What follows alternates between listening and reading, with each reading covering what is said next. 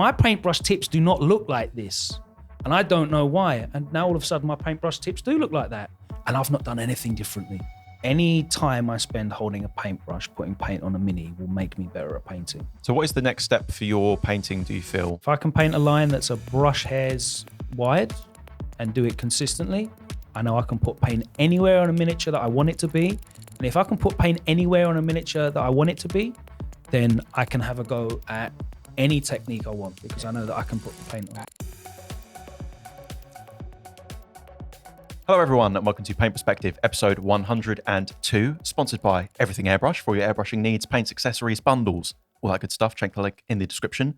We have a wonderful guest lined up for us today. We do. None other than DJ Logan Sama.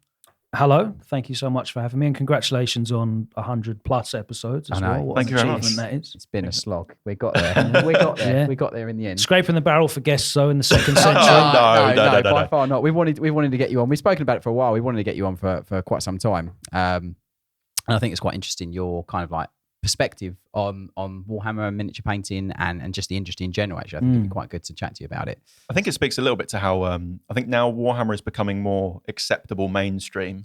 I think it's becoming a bit more celebrated for people outside of kind of the bubble to start chatting about it a bit more, which perhaps is what's happening with you. Yeah.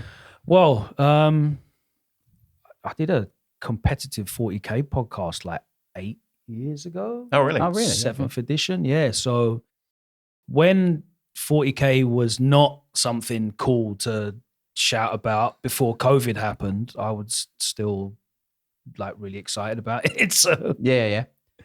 I've never really had any problems with like being that stereotypical kind of idea of, oh, it's like my dark secret. I'm walking through the town centre hiding my Games Workshop bag because I don't want the bullies to see it and stuff like. You were saved. You didn't have to deal with that then. I was to say that's very much how it used to be. Yeah. So yeah. Well, I'm older than all of you, so there's no used to be. I predate this. So for the listeners then who might not be familiar with who you are, can we maybe just get a bit of an introduction on what you're maybe known for outside of the hobby? So you introduced me as DJ Logan Sama. So I presume that most people would know me through grime music. I've been playing grime music since before it existed. So like 2001, 2002, DJ'd on national radio, Kiss, the BBC, worked with Skepta, Wiley, all those sort of people, and I've just been in that world. I also have the fortune to be involved in esports as well, another hobby that I've loved and have been able to turn into a career. So I commentate and host esports events, predominantly for Street Fighter, but generally kind of like within the fighting game sphere of that.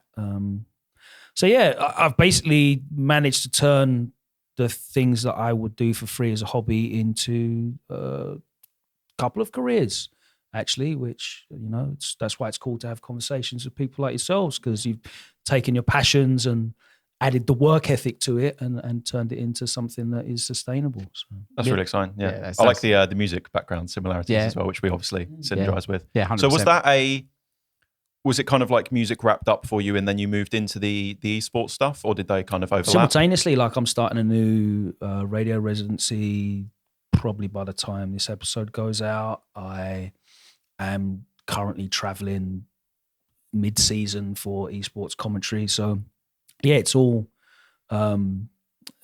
happened at the same time, started at different points, but funnily enough, like this stuff outdates all of it. So oh wow, yeah. Really? So this is the first hobby then? Yeah. Well, no.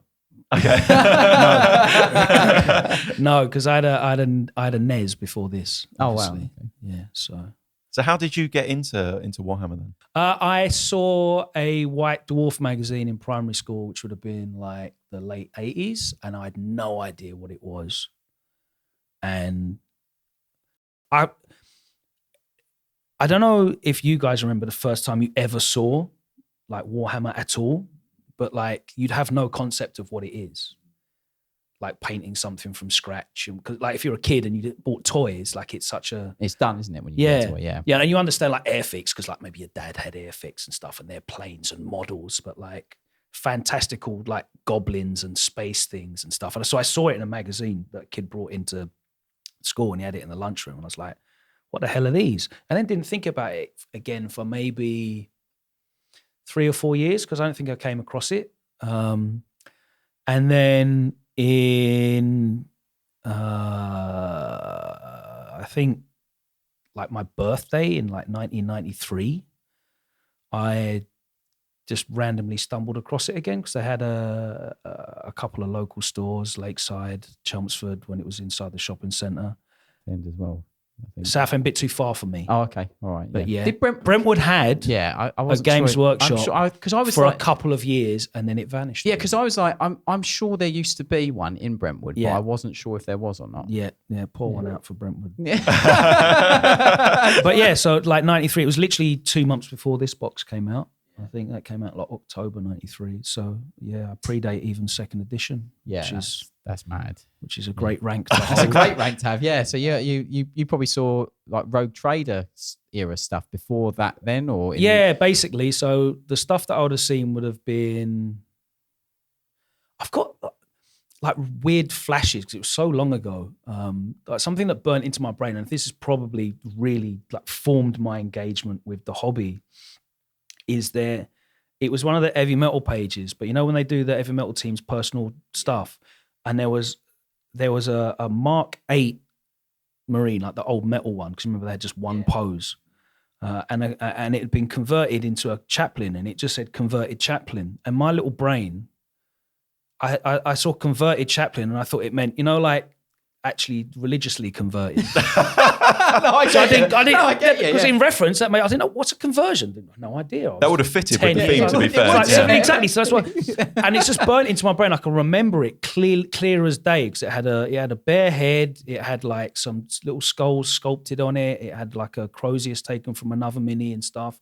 And like retroactive, I need to go back and even find where that is. God knows what issue that would be in. But I've probably got the White Dwarf in probably downstairs. Yeah. I can remember my first White Dwarf that I bought. It was 164, and it had the Nurgle Plague Fleet from Man of War. Yeah. So I bought the. You remember when they started doing the t-shirts? T-shirts with them on. So Yeah. I bought that. That's it. That was my first White Dwarf that I actually bought myself. But yeah, I saw that, and then when I understood it at a later date, like it made me really excited about converting and personalizing and that side of things as well. But yeah, I've always enjoyed that. Obviously, I enjoy competition as well through my esports background. So I'm really keen on like the tournament scene, the comp scene for the gameplay stuff, and yeah, if you like Warhammer, you love the lore as well. So like all of the initial 3 pillars anyway. George. Yeah. He's been watching. Someone's done their homework. So you get that set for your birthday, I think you said. Where does it go from there? Like, was it, did you immediately like take to the painting? Did you have friends doing it? I think I just hung out in the store. Yeah. You know, and like went to the store loads. I've been to every single games day since 1993. Oh, wow. I didn't realise that. And the Warhammer Fests and all that stuff. But yeah, I literally haven't stopped. I haven't been consistent with it, but I've never stopped. And I think you were speaking about on episode 100 about like passively being interested in Lego. I still bought it because I was very fortunate to be able to buy it because of, you know, my career, but I didn't engage as much as I probably do now, where I'm proactively trying to get better at painting and trying to learn the game more. But yeah, like my mum's my bedroom at my mum's house is full of old metal minis that are not legal to use anymore and haven't been painted as well. I had a real problem with like converting stuff and not painting it. Wait, so isn't that we talk about it already? It's like it's another part of the hobby, just purely making and converting. Do you know what? For me, I love the converting. I love painting more, but I have this weird thing of like, and how I paint now really helps this actually. But I had this weird thing of like, I put all this time and effort into a conversion, and like I didn't want to paint it because I might ruin it. Yeah, do you know what I mean? I feel you. Yeah, I get that. Whereas totally. now, what I've found, and this helps, this kind of like strings through the comp, because in comp Warhammer, the size and scale of the mini is really important. So like you do a conversion that's a completely different it changes the silhouettes, the line of sight's different, all that kind of thing. So you're actually encouraged to just like use stock minis, and that's been really, really helpful for me, because I paint something and like, yeah, I'm not impressed by that. Okay, I'll just go buy another one. It's fine. I'll paint it again. Yeah, you know. Gets rid of that fear literally, barrier. Literally at my mum's house, there's like, I don't know if you were engaged in the hobby when you could buy like parts, mail order parts, specific metal parts from kits. I used to do that all the time. So I've got like all this stuff with just like crazy single bits that have been cut up and, you know, hacksaw, dremeled. Do you miss that? A lot, the parts. That's come up a little bit recently, I think. That predates myself, but the idea of if that's only really where cool. there was a place that you could go and find individual parts for your own bespoke It's in a Black conversion. Forest. It's in a Black Forest of our store. Yeah, plus one guest point. Yeah, no, I mean, yeah, the old days of getting old parts was great. And I love just flicking through it was great, the wasn't it? backs of White Dwarfs and just looking at it. Yeah, I don't. The serial numbers and all the parts Yeah, used to be like yeah. ludicrous. Like you'd write it out on the mail order form, and you the numbers per part. Did you ever get the digit wrong? You get the wrong part. Yeah, you end up, you get the wrong part. Yeah, sometimes I used to just call them up. I just call up the mail order trolls. I'd be like, oh yeah, I want this bit, and they'd confirm it with me. But I also just call them up and ask them like stuff. Yeah. Chat to them for a bit. So I was just an annoying teenager, like 13, 14 years old. And they did a thing. They started doing a thing where they'd sell they'd do pre-release on mail order as well. So I'd just call them up like, what stuff you got? And it'd be the test molds stuff. So I'd Marnius Calgar. He'd never been previewed. No one had ever seen him before. And it just showed up, and I just had Marnius Calgar like about a year before he came out. That's crazy. Yeah, they That's used to really just do that, crazy. just sell test molds through the mail order thing. It's weird, but yeah. those are the olden days, and they're gone, which is unfortunate. I didn't know that had ever happened. I didn't know. I've never heard of anything like that. Yeah. Yeah, I used to love ordering parts from there. And you're quite right. Flicking, that used to be one of my favourite bits actually in White Dwarf, was when you flick to the back and all the pages are in black and white. And what they used to do is they used to just get like a black wash or like a black mix of water down a bit of black paint and just like a wash, liberal wash, put it all over the model. So for photography, it just puts like high contrast on the metal. All right. So obviously the metal's really shiny. The OG contrast paint. The OG contrast paint, yeah, literally. Yeah. And that used to be one of my favourite parts, just going to the back of the magazine and you just see all the parts that, like, you'd have the new releases in the front shown and then they'd be stripped down into the individual components in the back. So that would be one of my favourite Because you've things. seen all the old Citadel catalogues, right? Like the red, the blue. So when new stuff came out, they just stick it in the back because obviously they hadn't done the catalogue yet. Yeah, it was great. Yeah, those were the days. Yeah, but it's been a good little trip down memory lane there. Yeah. Big news, some huge updates have arrived to the Siege Studios Patreon to give you brand new perks and includes even more bonus content. Our refreshed tiers include extended ad-free episodes of this podcast, including our new post show, extended masterclass video tutorials with bonus tips and techniques, invitations to hobby hangouts with us, exclusive Discord channels, and of course, instant access to hundreds of easy-to-follow, step-by-step PDF tutorials updated every single month. And you can even get dedicated video feedback of your miniatures with our critique clinic, so you'll always know what skills you need to improve next. So what are you waiting for? Take the next leap in miniature painting and improve your skills for the same price as just a few pots of paint. Head to patreon.com/Siege Studios to learn more. So what about painting specifically is kind of the allure for you in terms of enjoyment? Because that's something I've been really interested to chat to people about lately. I love art so much. Like my first love was comic art, and what I wanted to do when I was in school was like go away to New York and study at Joe Kubert's School of Comic Art, because you know, like my DJ name is Logan Sama. That is from Wolverine. So I've always been impressed by fantastical art, not so much like Frazetta kind of stuff, but like sci-fi stuff like Dread. And obviously 80s and 90s 40K so heavily informed by those stylistic notes that I've always enjoyed that. And just seeing the kind of things that people could do on something that was this big has always astounded me, whether it's the technical skill side of the heavy metal box art style or the elevated Golden Demon style, or like the more expressionist kind of stuff where you're using colors to suggest and imply things, which is a little bit further away from the realism. I love all of it. I'm just really, really impressed by what people can do. And it's something that I would dearly like to be able to do, but I've never focused my time and efforts into like learning the technical skill to then to be able to go on to experiment with the higher level techniques. But I'm just a appreciator of excellence, I think. I mean, I think you got to give yourself credit as well, though, Logan, because like we've painted and your painting is great. Like it's all right. It's great. You like, are a good painter. Yeah, you are a good painter. You cannot sit on this podcast and say you're not a good painter. You are a good painter.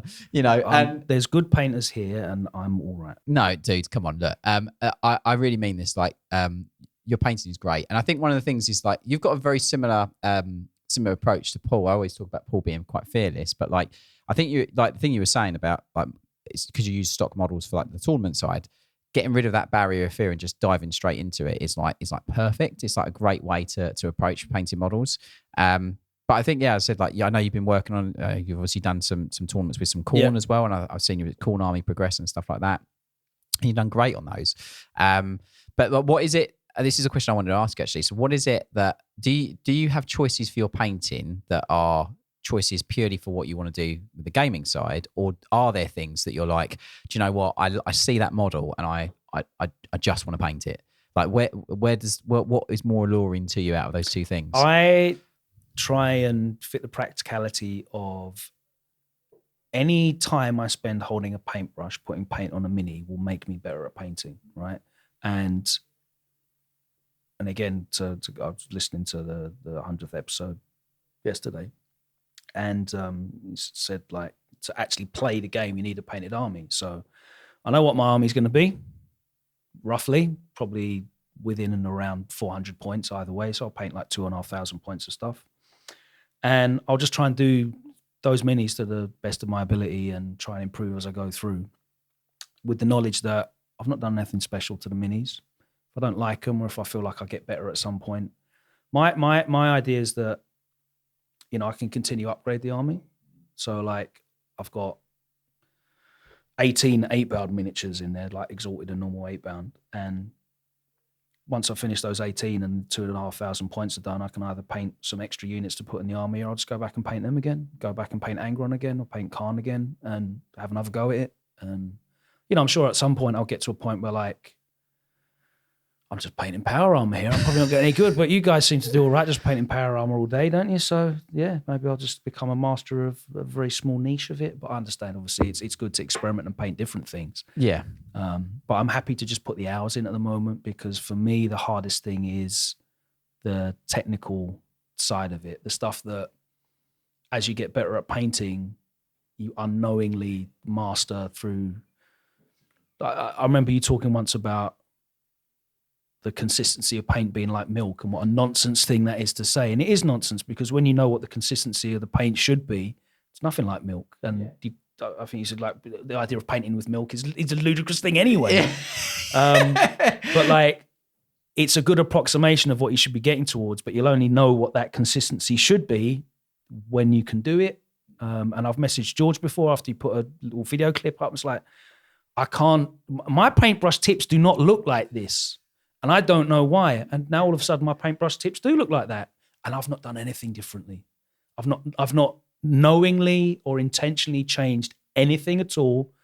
But now suddenly my lovely Andover number 2s are nice and pointy at the tip, and I can actually paint with the guide hair now. And that means that I can progress my painting to get a bit closer to the technical application of paint that you need to be able to do all the other stuff. Because if you can't put paint exactly where you want it to be, then you've got no chance of executing all of the next level of technique. So that's why I'm kind of focusing on the box art stuff, because I believe it will give me the skill set, the technical skill set, to then go off and be a bit more adventurous and that kind of thing. 100%. It's definitely something that you can dial back from. Like I said, irrelevant of whether like you like the stylistic execution or like the heavy metal style or like more of a experimental or painterly style, they're all just different languages of painting. That's essentially what they are. But in terms of like the actual brush application and brush skill, if you can paint an heavy metal style Space Marine leg,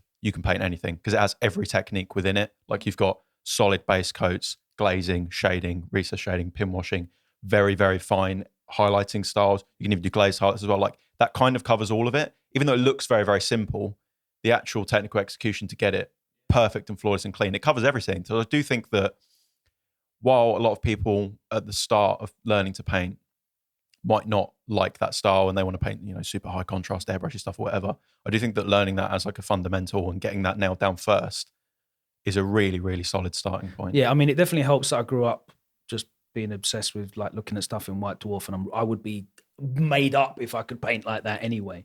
Anything beyond that is, beyond a dream for me. But I can definitely see that, because the cool thing is as I improve, I go back and like watch videos like your Emperor's Children videos, a wonderful resource that I've watched many times.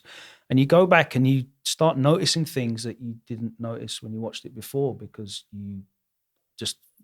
you've felt them, you've done them yourself, and okay, and it gives me a higher level of appreciation of even something like looking at some of the guys that I follow on Instagram and the control of being able to paint a lot. Because most people, when they're at intermediate stages of painting, will edge highlight with the side of the brush, and that's fine. But you watch people's minis, and you can see other edge highlights that they've done that were painted in a continuous tip like that, and then you're like, yeah, that's some really impressive control. Because I've tried to do that, and it's really hard, and it's way harder than just sliding it along the edge. And that's nice to have a little shortcut. But yeah, I think as you get, you kind of unlock more levels of perspective and understanding of what goes into it, and that's been really rewarding for me, because every time I put paint on a mini, I'm learning something. My technical skills improving, my manipulation of the medium is getting better, my control of the tools is getting better, and I can go back and I can watch, like Dave, an Infernal Brush video, and go, oh wow, okay, yeah, like that. I didn't even notice that before, or I can see that actually I was way too thick with my glaze there, or the thing I can see that this is, and it's been super rewarding for me. Even though I'm not happy with how the minis look, I'm really happy with the fact that I did this technique a little bit better on this one, or that's quite nice and sharp there. All manner of different things. It's been really rewarding for me, I think. Yeah, that's great to hear. I think as well, it speaks to like there's just no shortcut for hours. Like there's so many people that I speak to, and especially people that are newer at painting or whatever, like my painting is what it is. Like I think it's pretty decent, but like I'm not special. I don't have any art background at all. I'd never picked up a paintbrush really until I was 19. Like I've only been doing this for a few years, but I've put a crazy amount of time in those few years, if that makes sense. Like this has become my absolute life and obsession for the last 3 years, especially. I mean, it's literally my career now, obviously. But even, before then, I mean, I was quite fortunate to get into Warhammer painting right as COVID started to happen. And I just put tons and tons of hours in. So people say like, to me, like, oh, how'd you get there so quick? Because I see it as like it's only been a couple of years, but there's just no shortcut for the hours. And like you were saying, like you didn't necessarily change much about what you was doing proactively, but just putting the times and the repetition in, even subconscious things like your hand is just slightly steadier than it was yesterday, and that really does build up. It's classic iceberg though, like mini painting, like because especially in the day and age that we're in now with obviously like social media and stuff, you see like you see the finished miniature, but you don't see any of the trials or tribulations or any of the stuff or that you've had to put in to get that model to the finished result. And unfortunately, because I'm not want to go off in like a weird deep tangent or whatever, but because the way society is shifting with like instant gratification and like just want it instantly, miniature painting doesn't work like that. Like you have to put the steps in. It's always, people call it the journey of miniature painting, and it truly is that. Like you go through the process, and it doesn't end either. No, like, exactly. Like people that are amazing at painting that you look up to, I'm sure don't look at their models and go, "Yep, perfect, solved it. Yeah, I'm done." Yeah. There'll still be something on that model that they've got a gripe with. Something, 100%. Something they're like. That's the thing with art in general, isn't it? It's not a point where you go, "Yeah, this is finished." It's just a point where you just stop exactly adding to it. Yeah, you know. I agree totally. Yeah, but I think that's super true for anything that you want to get good at, because again, like I've been very blessed to make a career out of multiple hobbies, DJing and esports side of things, and all of it is just consistency and time and doing stuff with intent. Because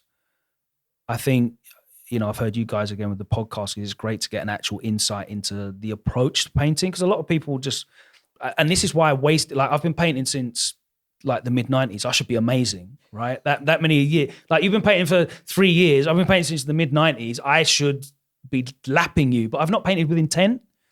And I didn't know what I was doing wrong. Obviously there's loads more resources now and the community is much better, so you can talk about it, but doing something with intent and a plan and a focused approach, whether that's painting, whether it's DJing, whether it's trying to be competitive or video game, if it's going to the gym. I know you guys have been gymming and stuff as well. If you just go in and throw some weights around and don't really have a plan or a routine, like you'll get bigger from a base point of here, but like you'll plateau really quickly because you have got no plan and you're not doing anything with intent. And I found that massively, where I'd have nights where I'd paint in like the noughties, where I'd paint for like 5 hours and I'd finish at 3 a.m. I'd get up in the next morning and I look at it and go, I can't see any of these. I thought I was doing this beautiful blend and stuff, and it's like, I can't see any of it because the contrast isn't high enough. When I started painting with recipes, that really helped me a lot to understand that, okay, this is the gradation that actually is getting picked up when you look. This is how you trick the eye into thinking this looks like this, and it pops it at this distance, not like at this distance, hyper focusing for hours. You look at it here and you're like, that doesn't even look highlighted. What did you spend your hours doing? So yeah, like with intent, you need to do everything with intent as well, with the consistency. What if I told you can easily take your miniature bases to the next level? Well, now you can with the new basing products from Siege Scenics. Siege Scenics is dedicated to helping you create immersive and realistic environments for your miniatures that feel alive and dynamic, whether you're setting the stage for an epic tabletop battle or telling a rich, unfolding story with your competition display. From the warm hues of autumn to the crisp frost of winter, Siege Scenics has you covered with expertly crafted products that capture the ever-changing beauty of nature and bring it straight to your miniatures. To see the full collection and place your order now, head to siegescenics.co.uk or check the link in this episode's description. Do you remember what the sort of turning point was when you kind of made that discovery? Was there a kind of distinct moment in time when you wanted to step it up and start taking it a bit more seriously as you are in recent times? My current partner like just encouraged me to, because I'm a big, I really like this. All right, when do you do it? I really like this. And I just wasn't putting the hours in to paint. In the same way that I wasn't putting the hours in to play the game that I commentate, wasn't putting the hours in to go to the gym at a consistent rate. And she's just been like, you really, really like these things very clearly because you've been doing Warhammer since you were like 11 years old and you still keep buying it. Just do it. Like, stop buying it and do it. And I think it was kind of like a flip between, she was sick of the pile getting bigger. I mean, we're all guilty of that, though. The pile of potential. Yeah.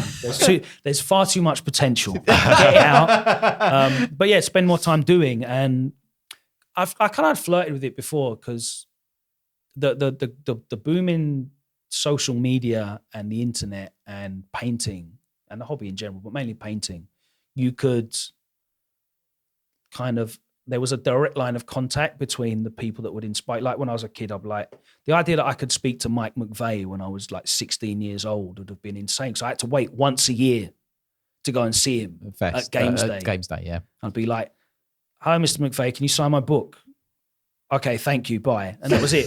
And like, I'll be honest with you, I started flexing my blue tick. So like, I just comment on people. Like, I really like that. Amazing. And I just ask, oh, like, how did you do this? Yeah. Or just DM them, like, and ask them a question. Yeah. And I presume people just replied to me because they saw that I had 40,000 I'll be honest, it does followers. work. He was in my DMs and I was like, who's that? Yeah, you know. Yeah. And I've been very fortunate in that way. I'm not going to pretend. No, it's fair. That's fair. I 100% value the honesty and upfrontness. That's the best way to be. Like over the years, I've I've been around Joe Tomaszewski's house to paint with him before because I chatted to him a bunch.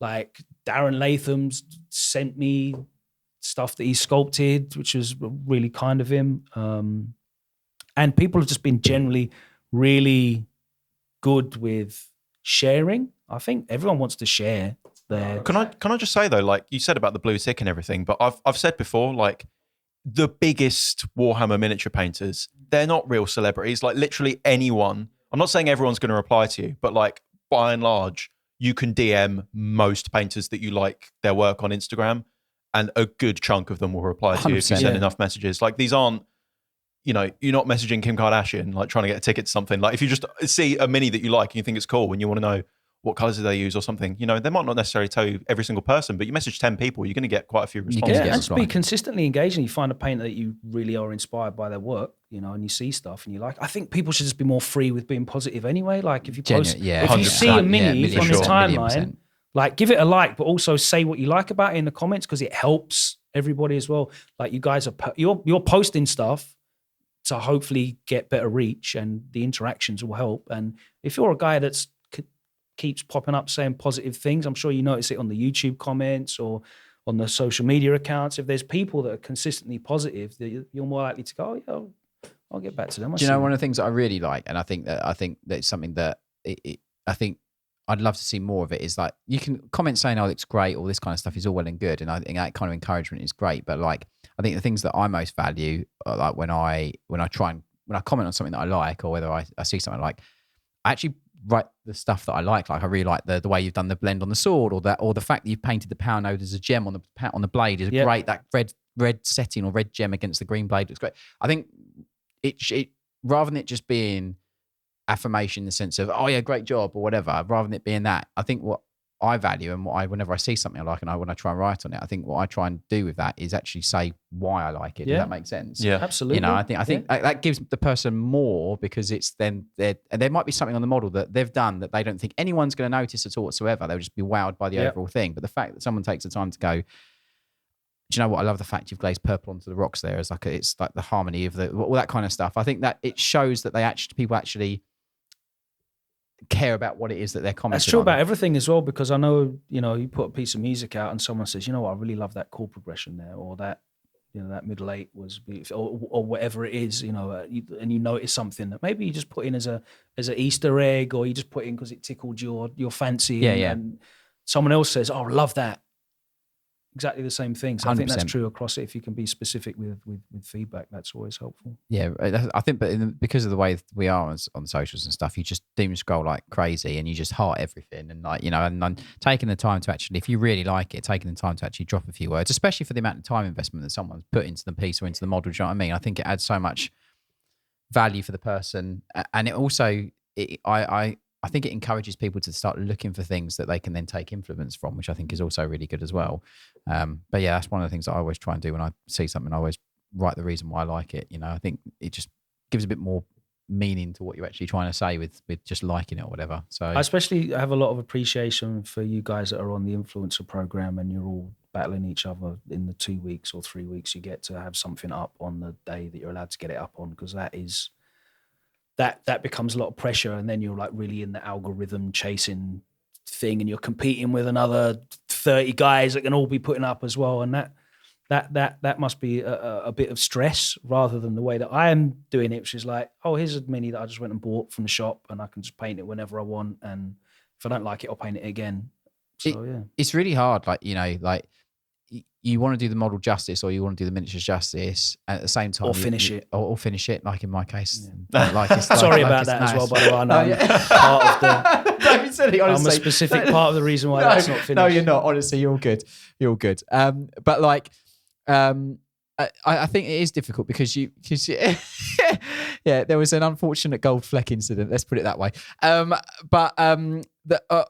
It is a lot of pressure, because the thing is you want to do the model justice, or whatever it is that you've been really, really sort of like lucky and fortunate and privileged to get the opportunity to do, and getting it ready or up for whenever it needs to be up or whatever. And also, like, you got to think, like, certain models and certain things. There's models that people probably have been waiting for eons. You know what I mean? And then, like, you got the pressure of obviously making sure you nail it for them as well, which I think is also, it's very similar to the day-to-day with commissions for clients, because the client has this vision for what they want their thing to be. And you've got to lift that from the spec. Because a lot of the time you're dealing with people that can't adequately explain what they want as well. Sometimes that must be a case. And no.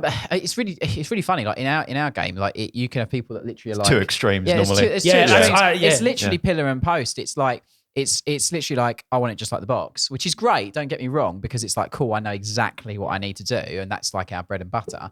But at the same time, like, yeah, you're quite right. Sometimes, and I think the biggest worry on that side of the fence is literally under delivering the expectation.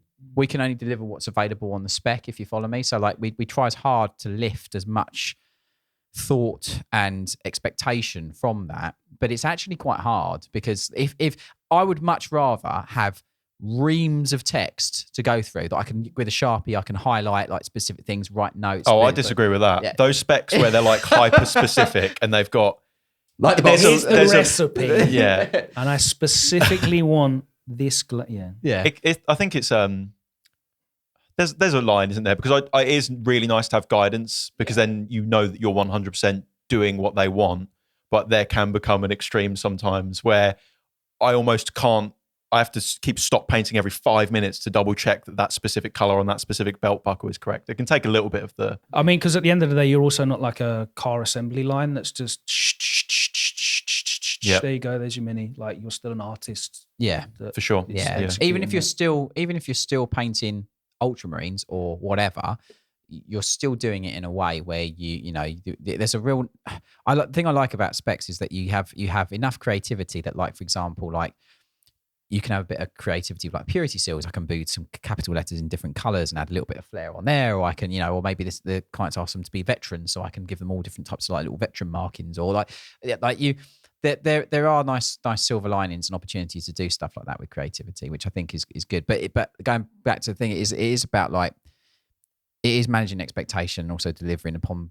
This is people putting their heart and soul into when they're writing a spec, and it's delivering that, So I think that's one of the things that's, for me, is important. How do you guys deal with putting so much effort into like a comp piece, going to a competition and like not making it as far as you don't set your expectation as anything.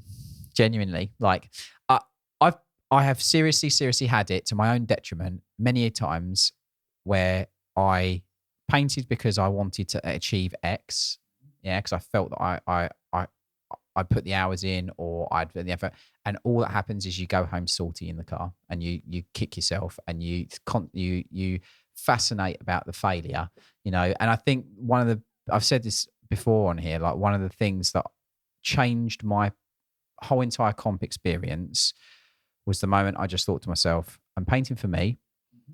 If I tick the boxes for judges and it's good enough and it wins something, silver lining. I guess because it's subjective, right? 100%. Yeah. Like you also can't help who shows up on the day. Yeah, because exactly. I've said before, you could have painted something that would have won on a different day. Yeah. Or with a different judge, or maybe you enter a category that has fewer models. You can do is paint your miniature. Everything else is outside of your control. So as long as you've done everything that you could have done, the thing that you executed and then slid across the table. Yeah. Once it's in the cabinet, like music again, I guess. Right? Yeah, 100%. I'm sure you've had it. Like you can do.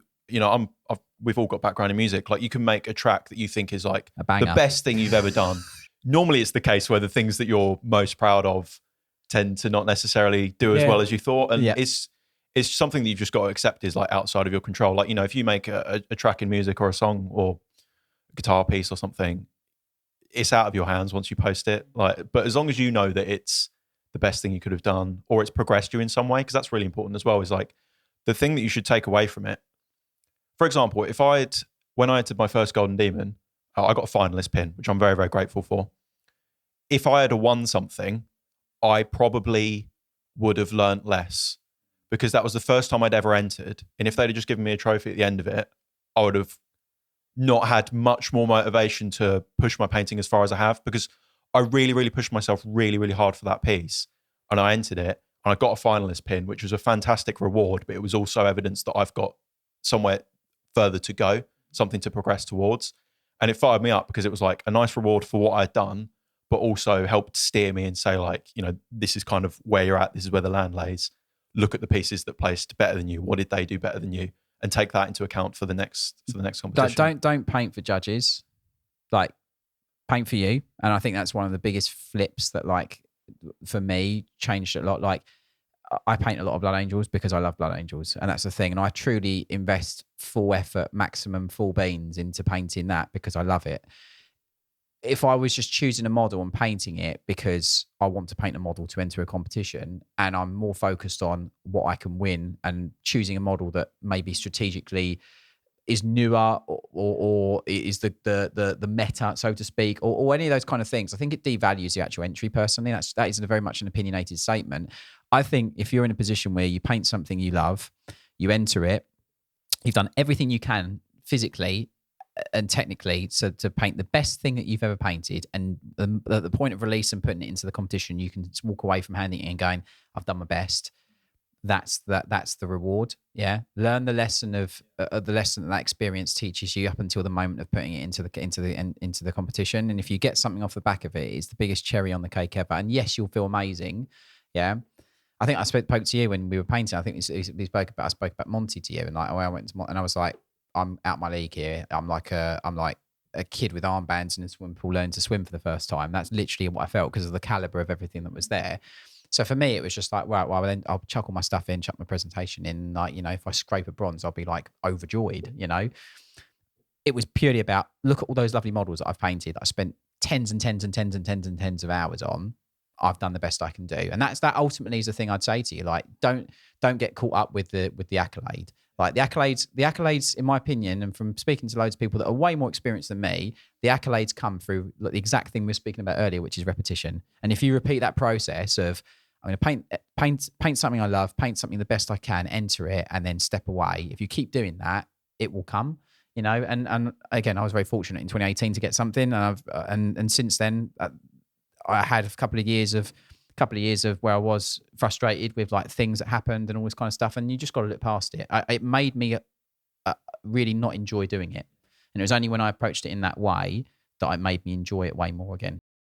If you're a miniature painter, you'll know how important it is to have the right tools for the hobby, but it doesn't matter what brushes or paints you have if you can't see what you're doing in the first place. If you want to improve your painting, contorting yourself under a small, repurposed lamp from around the house, giving yourself a backache and straining your eyes just isn't going to cut it. That's why one of the biggest upgrades I've ever made to my painting setup was my Onyx painting lamp from Native Lighting.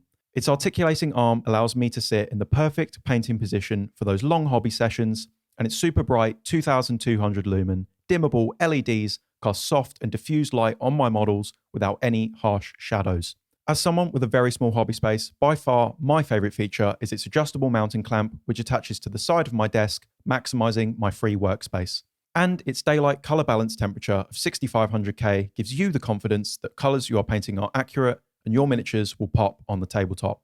To upgrade your setup to the equipment we rely on here at Siege Studios, head to the link in this episode's description or go to siegestudios.co.uk/shop. It's funny as well because there's a lot of parallels between that approach and the esports stuff that we do. So you can win a match in a fighting game and not play better than your opponent. Like, it's possible, you know, it might be a favorable matchup character-wise, or you might have done something really risky. Like, you might have been perfectly balanced and we got to the last round and you just did something crazy risky and today it worked. You can't take anything away from that really because it won't work tomorrow, so it's not replicable. And a lot of the best players in fighting games focus on not winning the event. Again, the event wins will come. They focus on playing better, playing more stable, more consistently, improving their execution and their strategy and reactions and that kind of thing, situational awareness. And very similar approach where it's like, I would love to win the world finals. That's a dream. I'd love to win the Evo finals. That would be an amazing accolade to achieve, but there's thousands of people there and it might not be my day, but if I know I played my best and I happened to lose to this guy and it was his day, then that's fair enough. And you keep going back and training and practicing more and more. So just the parallels are there with everything that you want to be excellent at. And I think that's why I really have taken to the painting community, because I can see the feedback loop you get from training with intent, practicing, painting for yourself, and, you know, trying to absorb the knowledge from the content that guys like yourselves are putting out there and apply it to how you sit down and paint intentionally, rather than just like, I'm just going to slap some stuff on. Yeah, 100%. I mean, I with regards to stuff like that, I would just literally, if you are interested in that and that is something you want to go down, like aim. They always say like aim high, miss high, but I don't think that that's a good mentality to have when it comes to sort of like comp painting. I'd literally just say, right, I want to get my painting to a standard that it makes finalist. Okay, cool. I've achieved that now, so I know that how I paint when I go all in and I paint the best I can, it gets me past that mark. Understand your level. Correct. At the time. Yeah. And then from there, you can then go, cool. Okay, well, get some feedback from people that you look up to or that you factually value as a better painter than you, and better a painter is within speech marks because it's all based on opinion. And then just get valuable feedback on what you've entered, learn from that, and absorb that into the next thing that you do. And then from that, then go, cool, okay, well, I want to maintain making first cut or finalist. Cool, okay, well, I've done that now. And then you might get a commended, or you might get, any of these different things in whatever competition you enter or whatever, or even if it's like more of an open format where you get like a bronze, or, and then go, cool, okay, well, I've achieved bronze. I'll do what I've done again, but do it sharper, neater, smoother, cleaner, or do this or this or this. I'll aim for this. I think that's the way to do it, rather than going, I'm going to go for a gold.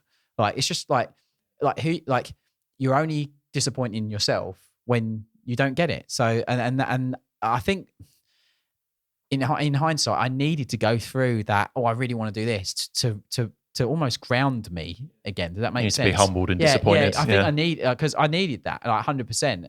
And it gave me a much better take on my personal opinion on how I would approach doing stuff like that. And, obviously, like with my commitments, I don't really have loads of time, especially recent. I don't have much time to paint. So having the wet sanding every day. Exactly. Yeah, exactly. I know, don't tell me. Yeah, wet sanding trophies. But the thing is like, yeah, I think that hopefully that answers your question in a lengthy answer from both George and myself. But like, yeah, I would just do your best, put it in, whatever you get, and that's it, and learn from it, and then on to the next one, on to the next one, on to the next one. It's very similar to in music, where I go into a studio back in the day, we'd write a track or write an EP or something like that. You'd listen to it when you first do it, you love it, it's great, and then 6 months, 12 months later, when you've written other tracks or done other things, you think, oh, I could have done so much better on that, or that riff could have been written in a way it would have had a better hook into this part of the song, or it would have gone into the bridge better. The beautiful thing about art, though, it's a moment in time. Exactly. Yeah. But I mean, like my previous Golden Demon entry, which was a couple of years ago now, because I didn't go last year, but that standard at the time, I thought I almost felt like I'd painted better than I was capable of. I was like so pushing it so hard that I even surprised myself that I was able to pull it off. And now I look at that, and that's worse than my day-to-day painting. Like, that's just become, what was this really hard thing for me to achieve? Like I said, through repetition, time, and just like, it's not going to happen overnight, But that was a couple of years ago, and now that's like not even my baseline. Like, if I painted like that on a standard commission, I would be disappointed, Yeah, it's just something that you just got to put time and effort into, and the all the other things that you aspire to will come with it. But just focus on the day to day, I think, is the important thing with it. So is it purely the competitivity from the video gaming and stuff that inspired you to pick up competition painting, or has gotten you intrigued in competition painting? No, I just think I am like, excellence is just something that ensnares me. I really am fascinated by excellence wherever it is, and I think that's what's led me to be really interested in competitive anything, because it's a really good metric of excellence. And in other sides, the more artistic driven sides, it's obviously more informed by my personal preference and influences and what have you. But yeah, I just am fascinated by excellence in exactly the same way that I just like the comp tabletop gaming as well. You know, I talk to a lot of the guys that are on the WTC teams for their various countries, and they're sponsored. They're content creators as well. They have Patreons as well for coaching and that kind of stuff. And I find that just as fascinating. You know, someone that can turn up to a Warhammer game and understand exactly what their route to victory is within about 10 minutes of looking at the board state, and they know all their outs, and they can control your movement and know exactly where your stuff's going to go and how to stop it. And because they've done that so many times, they've played 10 games that week, and you're just turning up for your little RTT 3 rounds of Warhammer on the weekend that your missus lets you go to once a month. And they're at their 5th tournament this month already, and it's not even the 3rd week in. So just excellence, I find fascinating in all things that I do. So what is the next step for your painting, do you feel, to kind of get to a comfortable competition stage? Is there anything that you're, like this moment in time now, is there something about your painting that you're talking about painting? Actively working on finish, yeah, for me, controlling the paint. I think that the thing that you really, really notice when you look at display minis is the finish of the paint. And it took me a long while to get to a consistency, and literally I'm talking like maybe in the last couple of weeks, where I've painted something and I've gone, yeah, that doesn't look a little bit shiny still, because there's probably a bit too much pigment in the mix, and I could have thinned it down and done a few more layers rather than one slightly thicker layer there, and the highlights could have been maybe 3 passes. Because I didn't have the when you're not confident with your brush control, and you're like, I've got this edge highlight, do it once, get it right once, because I'm not confident I can go back over that line again. And one of the first things you told me was just get a bit of plastic card out and just paint straight lines over and over and over and over. Because once you're confident that you can paint with the guide hair in a straight vertical line, pulling down, and if you can do that over itself, then the quality of the finish of your highlights and any instance in which you're putting paint on a miniature will just look better. And that's just really what I'm working on, just trying to be intentional in my brush control and paint consistency, so that I know that I'm putting exactly where I need it to go.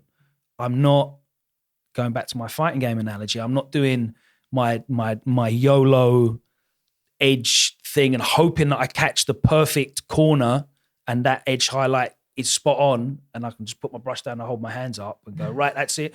I think we spoke before. I've messaged one of you guys about like painting stuff on bases rather than not being glued to the base. And I was like, yeah, if it's glued to the base, I can't like brush edge the foot on the power armor. It's really hard to do. Well, you can just paint that on with the tip of the brush. No, I can't do that. That's impossible.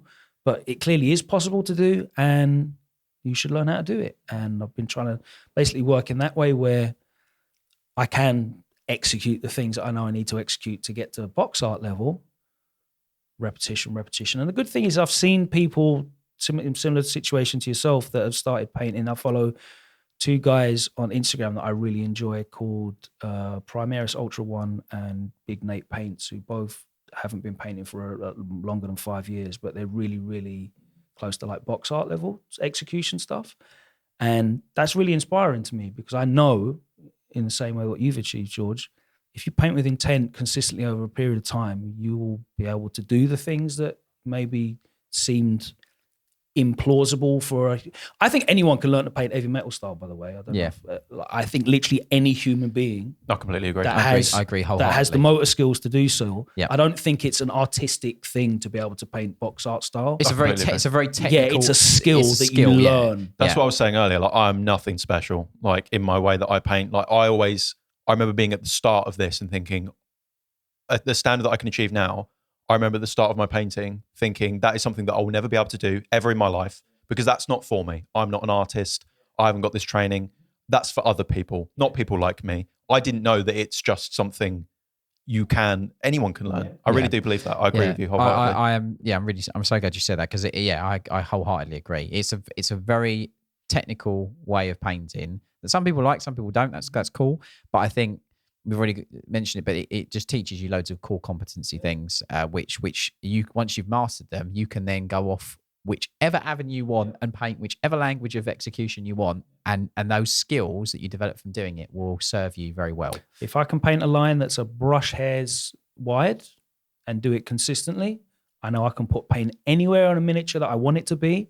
And if I can put paint anywhere on a miniature that I want it to be, then I can have a go at any technique I want, because I know that I can put the paint. As an example, if you let's just say you randomly bought yourself an antelope. I don't know why I chose that random animal, but let's just say you chose yourself an antelope. It's one of these anecdotes, George. Yeah. It's not. I promise you, it's not. I promise you, it's that point of the podcast. It's not. It's not. Let's just say you bought yourself like an antelope or a donkey or a horse or whatever. Okay, being able to paint those sharp, tiny, little refined lines means you can cover the thing with realistic looking hair or fur. Does that make sense? Yeah. So like it's that ability to do that sharp, straight edge highlight on the inside of the pad translates perfectly across to something which never has an edge highlight on it, which you're just emulating hair on the model. Does that make sense? So that's kind of like the explanation that I wanted to have. There wasn't an analogy coming to that, but I thought you were like, I thought you meant actually bought an antelope. I'm like, where is it going with this? No, I don't know. Can you buy those? Like, I don't think you can. Like, is this some weird 80s proverb I'm not familiar with? Yeah, Aesop's fable. Yeah. No, definitely not. And then you take it to market. And but I've seen that on, like when people paint like Hessian or like burlap effect cloth on like a Empire Mini, and you're like, wait, that's just flat. But you've painted the woven look on the cloth, which is super impressive. Or if you want to do crazy detail on the inside of a gilded, embroidered cloak or something, do you know what I mean? Or even something like something I find super, super hard to do. The detail at the bottom of the cloak, whatever you want to do. Key line. Yeah, whatever that kind of curly or little. Yeah, like filigree and curly and stuff. But that's just being able to paint neatly. Yeah. 100%. For sure. That's no different to an edge highlight. It's not particularly creative to just do a straight line with little jags on it, but like it takes brush control to do. Yeah. I think to extrapolate on what you was talking about there with like paint consistency and stuff as well is once you can eliminate the barrier of predictability with the paint, so getting familiar with paint consistency, because I think so many people, myself included, 100% guilty of this, is at the start of painting, basic terms like base coats seem almost so basic. You learn them once and you never learn it ever again. And then you fast forward 3 years and you realize you still actually can't really properly paint a smooth, solid base coat. It's such a common thing that we see, but it's not just about the base coat. That's learning paint consistency and dilution, and that's important for every single step. Sorry, go on. No, sorry. I would say it is learning to base coat fundamentally is one of, if not the most important things. Everything else is built up on top of it. It's like building a house on like wonky foundations. Literally, up until 2 weeks ago, I know I couldn't base coat properly, because up until two weeks ago, I did a base coat and realized that that's how you're supposed to base coat properly. And working on my Khan I'm going to enter for Iron Skull. Good shot. Practical, I can use it as well. Working on my Khan for Iron Skull, that went into the isopropyl alcohol twice, because the first time I had a mess up with the Lamium medium. The second time I went back and looked at it and I was like, there's tiny little bits of dust in there, and that just messes up you to be able to put a nice glaze on it. You can't highlight it properly. And I literally spent 5 hours the other day just painting the base coat on in like 12 coats. Yeah. Which obviously I should have airbrushed on, I understand that. But not necessarily though, because it's a similar thing with the airbrush. People go, "Oh, I've got an airbrush. It's just magic in a box. I've spent my 150 quid and now I'm sorted." That's definitely me. I don't know. This man has had me on the classes, and I've been in his house, and I cannot use an airbrush yet at all. And one day maybe I will be able to. You'll be fine, mate. But it's that thing of like people learn how to get paint on the model with the airbrush, and they go, "Well, I've done it with an airbrush, so it's like perfect." But it's the same thing with learning to thin the paint with your brush and applying a base coat with a brush. There are levels to it. You can have a flawless airbrush finish. You can have a very rough airbrush finish. Yeah, and that comes down to stuff like, for example, your dilution. If you thin the paint too much, it gives you a much rougher finish when you put there's little tweaks and things you can do. Like, again, you love a hobby hack dropped in the episode, so let's chuck one in now. Like when I dilute paint, I'll I'll dilute it down. And if it's a little bit too thin, but I don't want to put too much more paint into it, I'll put a little bit of satin varnish into it. And the satin varnish just helps the paint bonds to each other, the pigment bond to each other a bit better, and it gives you a really smooth finish by putting a little bit of satin into the mix. But like little things like that, you don't learn until you experiment and practice and play with it to get used to these little things or try stuff. That was literally an experiment. I was like, cool, okay, well, it's a bit too rough, the paint, or it's a little bit too thin. I don't really want to put extra paint in it. And I literally had some satin varnish next to me, and I went, oh, do you know what? I'm just going to put some of that in and see if that does. And that's just an experiment, you know. Like, but you're quite right in what you said about base coating. Like, it is fundamentally like it is the most important part, I think, of miniature painting, because everything else goes on top of it. What people see of the color that you've placed on that model is the base coat. Yeah. You know, like, and even the way that you do a base coat isn't too dissimilar to how you would thin the paint for, you know, layers and whatnot. Yeah. But I think it is really important to have the humility at any level of your painting, even if you've been painting for 5, 10, 15, 20 years, having the humility to go back to the foundations and just say, let's start again. Like, no one's too good to be too good for a technique. I think you made such a good point about the idea of like, well, I learned how to base coat in my Games Workshop store when I was a small child, so I can base coat now. And like going back and making sure that you're improving that as much as trying to push on with new techniques, more advanced techniques. You can go back and improve your fundamentals and your base level techniques, because like you said, that is, if that's not perfect, and you might not, I'm realizing this every time I paint, I might not even realize the things I'm doing wrong, because if you don't know what you don't know. Exactly. Yeah. So like, why isn't this working? Oh, well, like, because of this, and this, and I don't know. And that's what I was for 20 years, sitting in my house, painting on a plate, thinning it with water, like painting Games Workshop, Citadel paints. Maybe I saw somewhere that Winsor & Newton Kalinskis are what I need to buy. Okay, I bought a tiny one, useless to paint with. Look at, do you know what I mean? Coating with that, like, 0. Obviously not base coating with it, but like, do you know what I mean? It's like, I've got my layer brush or whatever it is, and then immediately I'm going to leap to the 000, and that there's nothing in between, and you don't know. If you don't know it, you don't. And so that's why stuff like this podcast, all the content that's out there, the community and the communication, you can find out all the things that you don't, either from directly asking or just watching someone do it and go, oh. Like, for me, it's like ASMR. I'll watch an Infernal Brush video. It's mad calming, you know, just watching paint glide off the tip of the brush perfectly, exactly where it's meant to go in one stroke. And then like, I'll just watch it. I'm like, wow, that's amazing. And I'll go back and watch it again and go, oh, that's why. Oh, okay. And that's the consistency. And I understand now. Yeah. And it's really, really helpful. Really, really helpful for me. That's wonderful. There's a lot of great points in there, Phil. Thank you for that conversation, Logan. It was very, very wonderful to have you on the podcast. Yeah, very insightful. I like talking about things I'm passionate about.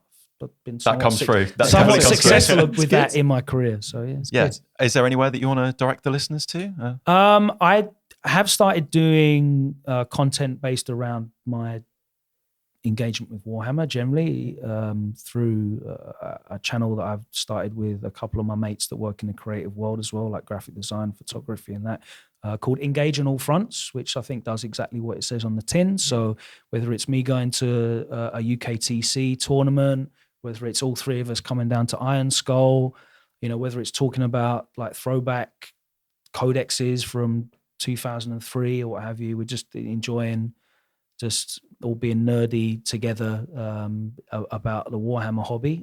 So yeah, we're on YouTube doing stuff on there, Engage on All Fronts. And me just generally, sometimes I'll post stuff about Warhammer on my socials. But that's another thing I need to learn how to do, take photographs of things, not on these terrible, useless devices. Amazing. Yeah. We'll have all of that linked in the description. Massive thank you for you guys for listening to this week's episode of Paint Perspective. We're going to jump over now to the post show, which is a benefit for our patrons. So if you want to get extended version of this episode with Logan, we're going to do an extra 20, 30 minutes after the show. And there's no ads as well. You'll also get access to our tutorials and some wonderful other benefits. Sign up for gold. It's well worth it. What a salesman. Thank you very much. We will see you next week. Yeah, I just want to paint it as neatly as possible. I'm just going to go through the process of trying to put the paint that I know needs to go onto a world eater onto that mini as neatly as I possibly can. And I feel like if I can do that, that will be a sense of achievement for me.